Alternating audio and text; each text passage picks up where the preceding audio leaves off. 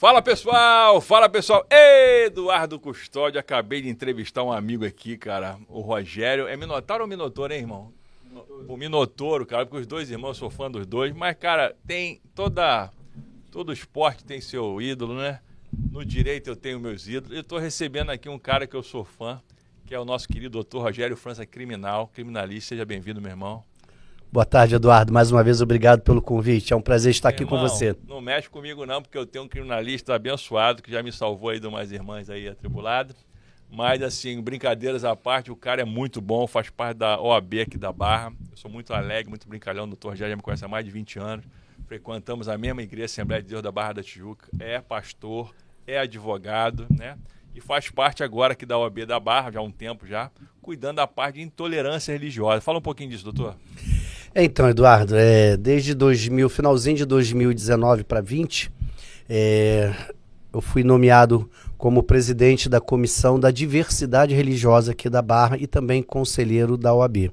Agradeço meu presidente, doutor Marcos Soares, que nos deu essa oportunidade. Enfim, esse é um trabalho que não é só pelo fato de eu ser pastor. Calhou, poderia ser qualquer um. Hoje eu falei lá, inclusive, segunda-feira eu falei isso no nosso encontro. Hoje é um pastor que está aqui à frente da diversidade, presidente da comissão tão importante. Mas poderia ser um babalorixá, pode ser um budista, pode ser qualquer pessoa. Mas, exatamente, um católico, meu vice-presidente é católico, o meu secretário é da Umbanda. Então, assim, a diversidade se mostra presente na própria comissão, isso que é interessante, né? Enfim, então a gente está ali, eu sempre digo isso e repito, mesmo como pastor, eu não estou ali para defender o cristianismo, que é a minha fé. É onde eu nasci, sou criado e tenho meus dogmas cristãos. Mas eu estou ali justamente para defender o direito de todas as pessoas, assim como diz a Constituição Federal, no artigo 5º, inciso 6º, dizendo que todos são livres, todo cidadão é livre de sua consciência e de crença, e crer e adorar e fazer os seus cultos. Isso é direito constitucional. Isso não está só na nossa Constituição, como também em legislações internacionais. O artigo 8º da Convenção também de Direitos Humanos fala a mesma coisa. Então, assim, é um prazer muito grande, eu fui receber esse convite e estamos ali fazendo esse trabalho de interação junto com a prefeitura, os órgãos, né? Todos, órgãos municipais, órgãos estaduais e até mesmo agora vai voltar, né, a ser um órgão atuante, o Ministério dos Direitos Humanos, da Presidência da República, que com certeza vai descendo até a OAB faz esse braço, né, esse fortalecimento junto aos órgãos, todos os órgãos. Então é um prazer muito grande trabalhar. Prazer te receber aqui, por quê? Eu quero trazer um tema aqui, como jornalista e publicitário que sou, que a gente tem que saber, né, dividir as coisas, botar na balança. Estão falando mal de um amigo querido que eu tenho, é uma pessoa que eu respeito. Tem os problemas dele, né, pessoais, que eu não tenho nada a ver com o problema pessoal de ninguém, mas eu, como jornalista que sou, eu tenho que levantar aqui algumas questões, né? A questão do nosso querido irmão em Cristo, Kleber Lucas, pastor Kleber Lucas da Igreja Soul. Né? O que ele faz na vida privada dele, particular, né, que o pessoal mete o pau nele, eu não tenho nada a ver com isso. Agora, uma bandeira, eu sou muito favorável ao que ele tem feito, que é o seguinte, é trazer o respeito as religiões, né? E ele foi num centro espírita, ele se dá bem com o pai de santo, ele se dá bem com os padres, ele é um cara que fala de Jesus onde ele vai, né? Então, assim, eu acho o seguinte, a gente tem que saber dividir, né? Se o cara casou 2, 3 vezes, aí é com ele Deus, quem vai julgar é Deus, né? Eu não sou advogado de defesa dele, né? Mas é uma pessoa que eu respeito, porque eu cresci ouvindo as canções dele, né? Canções que marcaram todo o Brasil, o exterior. Tem que ser respeitado a história do cara, né? É um negão de respeito, né? É um irmão preto de respeito. Minha avó era mulata, então eu posso falar à vontade. Minha avó era uma mulata linda, minha avó biológica, né? E minha avó de criação que criou meu pai era uma senhora clara de olho azul. Então eu sei, né, lidar com as duas coisas, porque eu tive uma avó negona e aqui corre também o sangue negão na veia. Então, gente, eu quero dizer para vocês o seguinte, independente da situação do Kleber, do passado dele, hoje ele é um pastor evangélico, tem que ser respeitado, é um cara que luta para a gente aprender, as pessoas aprenderem a respeitar as religiões afro, né, que vocês falam, né? Isso. São africanas, porque matriz africanas. São as mais atacadas no Brasil e no mundo, né? Eu estava até dizendo aqui no último bate-papo que eu tive com o doutor, na última vez que ele esteve aqui, que eu sentei uma vez no Carrefour, do lado de uma mãe de santo, conversei com ela como fosse minha mãe. E eu, com certeza eu ganhei uma amiga ali. Eu sou cristão, né? Sou protestante, frequento a igreja católica, frequento a igreja evangélica, não importa. Mas eu respeitei ela como uma senhora de idade. Era uma senhora bonita, com a roupa linda, né? Aquela roupa africana. E, cara, aí eu tava lá falando das coisas de Deus, que Deus estava fazendo comigo. Minha mãe falou assim, meu filho, você tá falando aí as coisas aí que às vezes ela não gosta. Ela falou, não, eu gosto sim. Eu sou do candomblé, mas adoro falar de Deus. Então, assim, as pessoas têm que saber dividir, né? Então, eu vejo que o Kleber Lucas tem tentado trazer esse respeito, que as pessoas aprendam a respeitar a questão da religião afro, né? Os irmãos católicos. Cara, eu acho o seguinte, Jesus não é católico, Jesus não é evangélico, Jesus é o Filho de Deus. Ele veio para que a gente aprenda, né, quem é Ele, quem é Deus, né? Ele é o Salvador, é aquele que tira o pecado do mundo, é aquele que dá uma nova chance, que cria um novo começo. E só existem dois caminhos, o caminho da luz e o caminho das trevas. Mas quem somos nós para decidir se a pessoa vai para a esquerda ou para a direita? Então você que está aí, que não é evangélico, né, aprenda a respeitar os católicos, o pessoal das religiões afro, indiano, né? É o respeito, cara. Pode ter certeza que o nosso pai, nosso paizinho amado, nosso Deus, não quer que você bote fogo no centro de macumba, não quer que você quebre uma imagem de Santo Antônio, não quer, isso é falta de respeito. E a gente, mesmo sendo de uma outra religião, ou acreditando somente, sendo cristocêntrico, a gente tem que aprender a respeitar pessoas. Eu queria ouvir um pouquinho de tudo isso aí, que eu sei que você é fera, como advogado nessa área, né, de intolerância religiosa, e a gente tem que aprender a respeitar as pessoas, né? E eu agradeço a minha mãe, Dona Jaice, meu pai, que desde pequenininho, né, ensinou pra gente que a gente tinha que respeitar qualquer credo, religião, cor, raça, né? E eu agradeço a Dona Jaice, meu pai, pelas chineladas que eu tomei, pelas chicotadas e ser a pessoa que eu sou hoje. Muito bem, Eduardo. Você resumiu bem toda essa situação que envolveu particularmente o nosso amigo, conhecido em Cristo, conhecido pastor Kleber Lucas. Pessoa que a gente conhece desde tenra idade. Vários hinos lindos aqui são cantados até hoje. Eu não deixei de cantar nenhum e nunca vou deixar de cantar. A questão da intolerância, ela parte infelizmente, dentro do nosso próprio segmento. É bom a gente que falar isso. É triste quando a gente vê dentro do nosso próprio segmento pessoas desrespeitando aquelas pessoas que querem respeitar. São Francisco de Assis, uma certa feita, falou assim, vamos pregar, preguemos, todo mundo, vamos pregar, e se possível, com palavras. Lindo isso, cara. Ou seja, o nosso testemunho, nossa maneira de ser, fala muito mais do que palavras.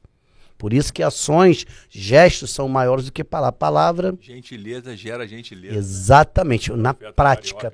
Então, o que o Kleber Lucas, pastor Kleber Lucas, resolveu fazer nunca foi sincretismo religioso. Ele não fez isso. O que ele fez foi respeitar, sentir a dor do próximo. Quando aconteceu aquele fato, salvo engano, em Nova Iguaçu, que destruíram aquele terreiro, e ele foi lá, fez campanha, aquilo ali foi o que Jesus faria. Quando a gente diz que é cristão, é porque nós somos de Cristo. A gente representa Cristo, que na verdade não é um nome, é um título de Messias, Hamashia, vem, né, Yeshua, Hamashia, Jesus, o Messias ungido. Então, Cristo, ele fundou a religião cristã, mas o que ele queria, o que ele ensinou ao povo? Ele tentou ensinar, pelo menos, que o amor deveria ser a palavra-chave. O que conduziria essa religião seria o amor, e o amor ao próximo. Tanto que ele falou, olha, um novo mandamento vos dou. Porque até então, era em primeiro nível, amar como a ti mesmo, amar o teu próximo. Amar o próximo é fácil. Como a ti mesmo. Né? Agora, como a ti mesmo, aí ele vai elevar o grau. Aí ele leva para um segundo estágio. Ele fala assim, agora o novo mandamento vos dou. Amai a vossos irmãos como eu vos amei e me entreguei por vós. Ou seja, se tiver que morrer por ele, você morra, porque eu morri. Então, quem é que está disposto a fazer isso? A gente não entende isso. A religião, ela é universal, não é única, porque são várias religiões, a gente sabe disso. Então, o pastor Kleber Lucas, voltando ao assunto dele, o que ele fez foi a demonstração maior que Jesus fez quando esteve na Terra. A maior parte do ministério de Jesus, os 3 anos, né? Pelo menos os 3 últimos anos de Jesus, no seu ministério profícuo, foi estar na praia, nos ambientes mais difíceis que possíveis para os judeus, inclusive em cemitério. visitando o cemitério, passando por dentro do cemitério, que era algo terrível para os judeus, algo imundo. Tinha que ficar 7 dias, não podia nem ir para casa depois de um enterro, sabia disso? Os judeus não iam para casa com medo do anjo da morte, não poderiam ir. Jesus ele transitava de um lugar para outro com facilidade entre os não cristãos, aquelas pessoas que eram tidas como sujas, imundas, prostitutas. Jesus estava ali. Kleber Lucas, eu não quero dizer com isso que essas pessoas, que não é cristão, são pessoas más, não é isso. Mas Jesus quis mostrar que ele veio para lidar com todo mundo. Lá no livro de Eclesiastes tem uma passagem muito interessante que ele diz que o tempo, Eclesiastes, salvo engano, 11:9, diz que o tempo e o vento, ou melhor, o tempo e a sorte são para todos. Não é só para o cristão, não é só para a pessoa que é boa. As coisas vão acontecer. Diz que não é do ligeiro as carreiras, não é do mais forte, né? A luta. Enfim, o tempo e a sorte é para todos. Então, o cristão ele deve fazer isso que o Kleber Lucas fez. Solidarizar com todos, chorar com os que choram, se alegrar com os que se alegram e estar presente. A religião ela tem um poder muito maior, está no amor de convencer as pessoas do que nas próprias palavras, pregações. Às vezes a pessoa assim, sabe por que eu me converti? Porque aquela pessoa fez um gesto amoroso, por causa de um hino, por causa de um louvor. Não basta uma pregação fervorosa. Às vezes o teu testemunho, a maneira de você conduzir, as pessoas olham para você, eu queria ser igual a ele, eu queria ter a mesma conduta. Enfim, o Kleber Lucas com certeza converteu muitas pessoas por esse gesto dele, mas foi incompreendido pelo próprio segmento. Tenho Liberdade como um amigo, que eu conheço ele desde 1997, frequentava a minha casa, sempre sonhou em ter uma casa, né, que ele veio da comunidade, pessoa pobre, carente, morou na favela, conhece o que é morar numa favela, o Kleber, né, um cara lutador. Eu tenho uma mensagem para você, meu irmão Kleber, continuo te amando, entendeu? E não tenho nada contra você, eu só acho o seguinte: lute para continuar sendo exemplo, lute para fazer a vontade de Deus, se afaste da aparência do mal, né? E tenha cuidado com o meio artístico, cuidado com tudo aquilo que está em volta da gente, né? E não se preocupe, né? Eu não me preocupo com julgamento, né? A gente tem que se preocupar com aquele que vai nos julgar no último dia, né? Então, meu irmão, eu amo você e quero dizer assim, lute para ser semelhante a Jesus. A mensagem que eu tenho é que você lute para ser semelhante a Jesus. E aí é você com Deus. E uma coisa eu tenho para falar: o cara tem feito o que Jesus faria na situação da intolerância religiosa. Eu só estou falando da intolerância religiosa, a questão privada dele, particular, ele com Deus. E naquele grande dia, se ele fez alguma coisa de errado, o chefão que vai pegar ele pela orelha. Um beijo, meu irmão Kleber Lucas. Deus te abençoe e continue fazendo esses louvores abençoados aí e libertando e salvando vidas através do louvor e da adoração do nosso Senhor Jesus Cristo. Doutor, tá um bafafá aí, hoje o tempo é curto, que eu entrevistei o nosso irmão aqui, Rogério, do UFC. Meu xará. Ele é demais, duas feras, você no direito, ele no esporte. E eu queria, para fechar nossa participação aqui de hoje, falar um pouquinho do que aconteceu em Brasília, doutor. Eu não entendi nada. 1.200 pessoas presas. Cara, me explica o que aconteceu, você como criminalista, com o doutor Rogério França, conceituado, querido, respeitado, estudioso, né, te conheço há tantos anos, lutou, foi policial, né, você entende os dois lados da moeda. Eu queria que você me explicasse o que aconteceu, a sua visão, claro que você acompanhou pelos telejornais também, mas você como criminalista, o que você entende, o que aconteceu em Brasília? Então, Eduardo, a gente tem uma cultura de achar que crime no Brasil, que crime é só matar, roubar e estupro, né? Esquece que nós temos mais de 350 e poucos artigos no Código Penal tipificando condutas como crime. Você comer e não pagar é crime. É fraude, outras fraudes que a gente chama. Ficar no hotel e sair sem pagar é crime. Estelionato é crime, entendeu? Injúria é crime, racial, discriminação, isso é crime. Então, ameaça. Tem uma série de crimes. Enfim, mas as pessoas acham que basta, né, só matar, roubar ou estuprar para ser preso. E não é verdade. O que aconteceu em Brasília foi um caso atípico que está gerando esse bafafá. Muitos juristas, grandes juristas, já se manifestaram. Professor William Douglas, nosso desembargador federal. O William Douglas falou sobre isso, exatamente isso. Ele não concorda com essa tipificação de terrorismo. Tem uma lei que foi alterada, crime de terrorismo, ela é bem específica. Enquadrar todos no terrorismo é talvez uma forçação de barra. Pesado. Mas a gente não pode esquecer que atos igual que começou antes mesmo do dia 8 de janeiro, que foi aquele evento onde um cidadão colocou uma bomba perto de um caminhão um caminhão de combustível, próximo ao aeroporto. Isso é tipo de terrorismo, ato de terrorismo, porque você destrói, qualquer ato terrorista começa assim, atacando aeroportos, linha de transmissão, enfim. Então aquilo gerou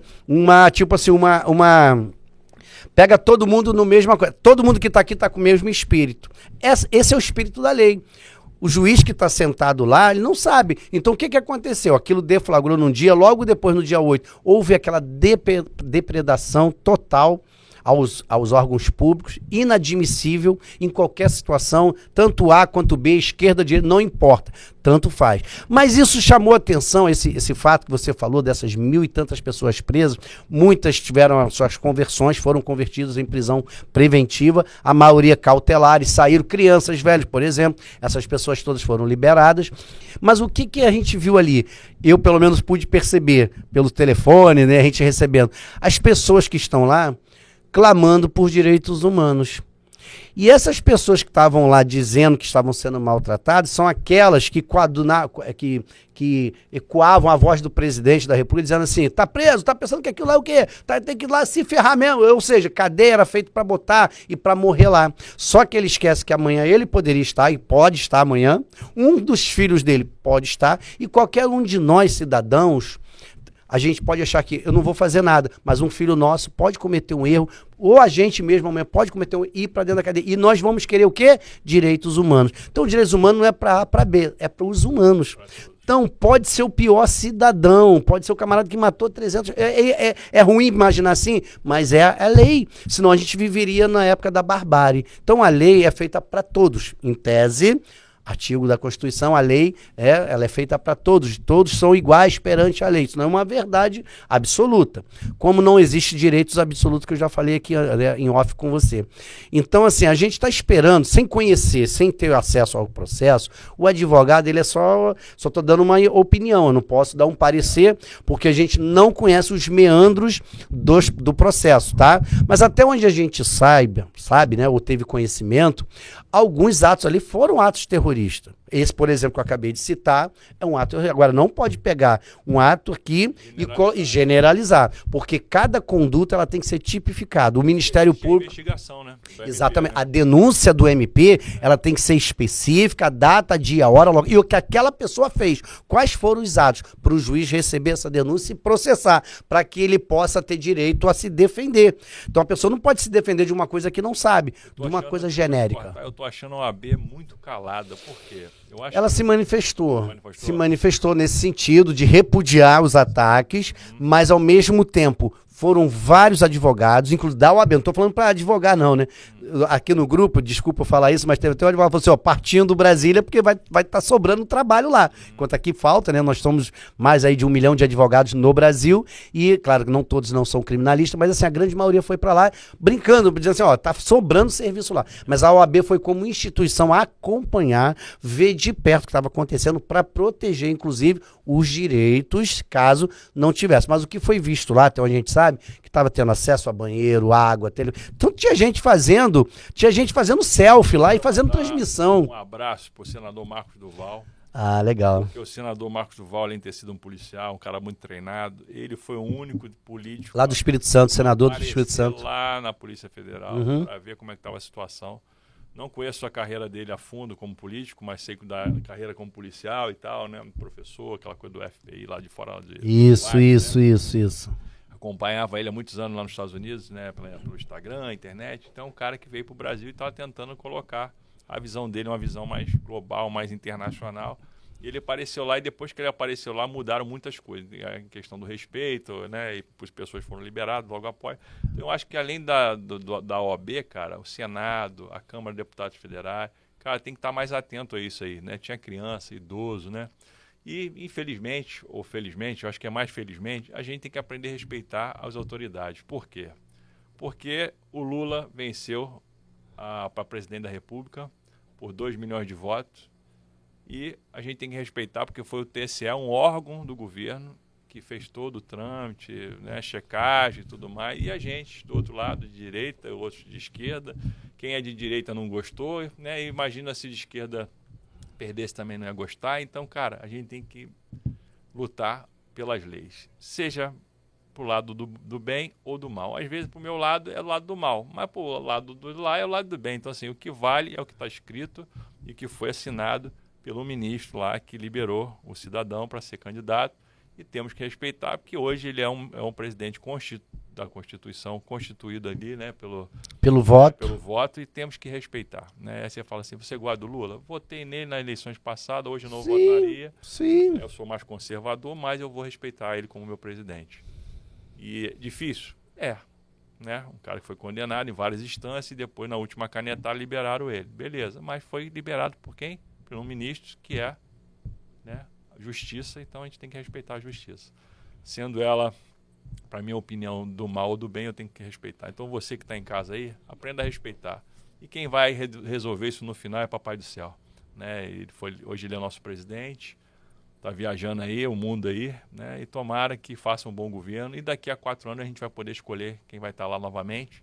E aí você escolhe quem você quiser, mas agora é a hora de respeitar, né, os ministros, o presidente, né, os deputados, senadores, os advogados, a mãe de santo, o padre, o pastor, todos têm que ser respeitados. E assim, a dica como cidadão, você que é representando a OAB, é que a OAB fique em cima aí, né, para poder a lei ser cumprida, ser respeitada. A questão da intolerância religiosa, que você é fera nisso, acho que a gente tem que respeitar. Não só a intolerância religiosa, mas qualquer tipo de coisa que está na Constituição. Existem vários tipos de julgamento, né? Por isso que existe o juiz, o promotor de acusação, o MP, a Defensoria Pública. E peço a Deus só que volte a tudo funcionar como antes. Que o STJ faça o papel dele, que o STF faça o papel dele, que a primeira instância faça o papel dela, que o Tribunal de Justiça faça o papel dele, e que volte tudo a funcionar no seu devido lugar. E que cada instituição respeite a outra. O que estava acontecendo no Brasil era essa coisa de um não respeitar o outro, um passar por cima do outro. O STF querer fazer o papel do presidente, o presidente querendo fazer, né? É aquela confusão que o Brasil todo sabe. Mas fica aqui a dica de irmão, vamos respeitar as leis, independente se você acha que ela é certa ou errada. E temos que lutar para os deputados federais que fazem as leis, mudarem as leis que a gente não concorda, né? São os nossos representantes. Então, meu doutor, se vou te falar, eu como cidadão, às vezes dá vontade de fugir, né? Muitos brasileiros foram para fora do país, para Portugal, para os Estados Unidos. O nosso próprio presidente, ex-presidente Bolsonaro, está passando um tempo de férias lá, esfriando a cabeça, né? Peço a Deus que ele continue respeitando as 4 linhas da Constituição, como ele fala, né? E é que nosso papel é orar e pedir a Deus. A gente tem aqui um papel duplo, né? Como cidadão aqui da terra enquanto estamos aqui, mas também sabendo que nós somos cidadãos do céu, somos embaixadores do reino. E como o Jesus falou, aqui o meu reino não é desse mundo. Então a gente está aqui de passagem. Mas enquanto nós estivermos aqui, Jesus próprio falou assim, eu não vim abrogar a lei e derrogar a lei, eu vim para cumprir a lei. Então vocês também cumprem a Constituição, cumprem os deveres. Estão dizendo aqui que tem que pagar imposto. Aí ele falou assim, pega a moeda aí, dá uma olhada. Tá a foto de quem aí? Tá a foto de César. Dai de César o que é de César. Então pagar tributo, tinha que pagar. Então Jesus, ele não veio ser esse subversivo. Ele foi subversivo no amor, na maneira de tratar as pessoas, né? E por isso foi incompreendido, tá? Uma coisa que eu esqueci de falar, quando a gente estava comentando sobre a questão do Kleber Lucas, de estar dentro desse assunto da intolerância, Jesus, ele sofreu a intolerância, ele sofreu. Lembra quando ele estava chegando para se apresentar, né? Natanael e Filipe, Filipe fala assim, olha aqui, ó, tá chegando hoje. Aí fala assim, aí Natanael fala assim, de onde ele vem? Ele é de Nazaré. Aí ele fala assim, tá lá em João 1, salvo engano, pode vir alguma coisa boa de Nazaré?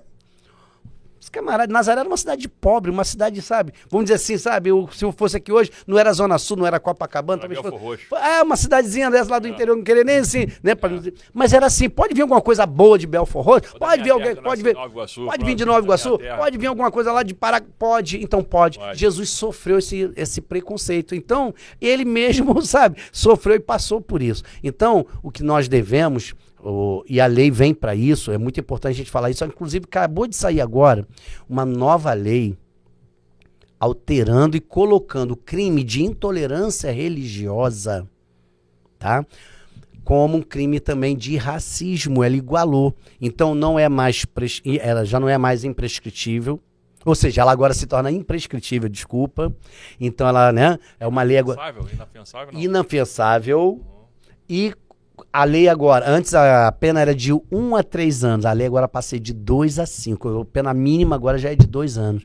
Então, para quê? Para combater, porque se educadamente, se a própria religião não conseguiu colocar na cabeça do camarada que ele tem que aprender a respeitar, inclusive no dia 21 de janeiro agora, comemorou-se o Dia Nacional, não vou dizer internacional, da intolerância religiosa aqui no Brasil. Houve vários encontros, eu inclusive movimentos, desde segunda-feira que eu participei aqui na Cidade das Artes, junto com a prefeitura, né? Inclusive é o pai Márcio de Jagum, doutor, professor, junto com o doutor Avani também, que é um dos representantes, o doutor Átila Nunes, que da Assembleia Legislativa, junto com seu filho, Alexandre. São pessoas que trabalham diuturnamente eles são pessoas que realmente eles militam essa coisa. E às vezes o que acontece? Eles são os mais atacados. Por que eles mais sobressaem? Porque realmente as religiões de matrizes africanas são as que mais sofrem. Mas depois disso também os judeus, com certeza, aqui no Brasil, judeus, nós tivemos aqui alguns eventos aqui na Barra, de pessoas onde tinha judeus morando, que eles jogavam, saiam daqui em relação a dinheiro, né? Seus estelionatários, enfim, morte aos judeus, isso é inadmissível. E depois também a religião evangélica. Nós sofremos também. Mas o que nós queremos não é dizer, então se eu sofro, eu também vou fazer. Muito pelo contrário, se eu sofro, eu não quero que você sofra o que eu sofri. Então, essa questão de tolerância, a gente diz que respeitar, eu digo que respeitar é melhor do que tolerar. Tolerar é uma palavra muito esquisita. Eu não gosto de você, mas eu te tolero. Eu não te amo não, mas eu te tolero. Então eu prefiro respeitar e olhar, como você falou que conversou com a mãe de santo, vestido e tal. Eu falo sempre lá na OAB, o auditório da OAB cheio de mãe de santo. Era uma audiência deles, né? Era um evento deles e, inclusive, dando moção, né? Para elas, para as mães de santo, vários casos de terreiro aqui no Rio de Janeiro. E o Átila Nunes estava lá, ele falou isso, eu não sabia. Quando ele chegou ele não sabia que eu era pastor. A gente estava conversando junto com o nosso presidente, depois que eu assumi a tribuna, junto com eles, e falei que era um pastor evangélico, ele falou assim, olha, agora você vai ser meu pastor preferido. Gostei. Ou seja, as pessoas que estavam ali não viram em mim nenhuma pessoa que estava ali para discriminar, muito pelo contrário, vieram me cumprimentar, porque eu falei, eu olho nos olhos de vocês, eu não vejo guia, eu não estou vendo roupa, eu estou vendo um ser humano, sabe? Então para quê? Você é igual a mim. Agora, se você pensa diferente, vamos respeitar, eu te respeito, ganhei o amor deles. O que o doutor Rogério está falando que agora a lei apertou no seguinte, se você pensar em quebrar um santo, nem pensar. Se você pensar em tacar uma pedra na cara de um judeu, tu vai em cana. Chamar de macumbeiro, sem vergonha, então, demônio. Vai em cana. Então, cara, uma liberdade você tem. Você, como pessoa do candomblé, você tem liberdade de pregar o candomblé para mim. Pode falar da sua religião para mim. Eu, como cristão, protestante, eu posso falar para você. Você tem liberdade de se expressar, falar, pregar, de todas as áreas, de todas as partes. A melhor coisa que tem é a comunicação. Se você encontrar um pai de santo, você pode conversar com ele de qualquer assunto. Se você encontrar um pastor, você pode conversar com ele. Você só não pode desrespeitar, porque agora o crime está pesado. Então fica a dica aqui, .com.br, respeite seu semelhante, respeite o próximo e vamos ver uma vida de paz. E eu quero deixar aqui, mais uma vez, o Dr. Rogério França como uma pessoa que eu indico, uma pessoa cristã, como um pai, tem um casal de filhos, um menino, uma menina, uma esposa. E eu queria, pastor, você é pastor, advogado, queria que você olhasse para essa câmera aqui e mandasse um recado para as famílias de todo o Brasil.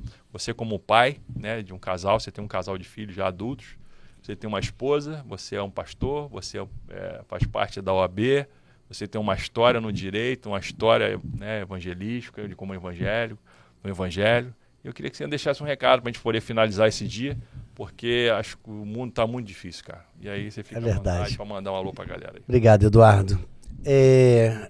Dia 8 agora de fevereiro, faço 20 anos de casado. Meu aniversário, tá? Opa, vamos comemorar juntos.